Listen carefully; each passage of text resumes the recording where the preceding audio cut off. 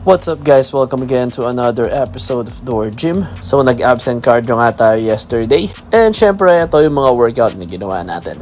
Let's go! So ayan na nga ang first workout na ginawa natin is nag-cable crunches tayo.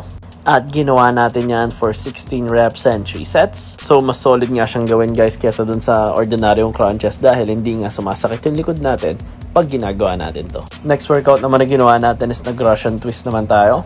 At ginawa naman natin to for 25 reps and 3 sets. So yung bilang nga na ginagawa natin dito guys is tuwing pupunta siya dun sa left side. Next workout naman na ginawa natin is nag-reverse ab roll naman tayo. At ginawa natin to for 12 reps and 3 sets. Solid nga tong ab roll natin guys dahil pwede siyang gamitin kahit reverse. And kung gusto nyo din ng ab roll na to, nandito siya sa yellow basket na to. And for our last workout naman, nag-side bends din tayo dyan.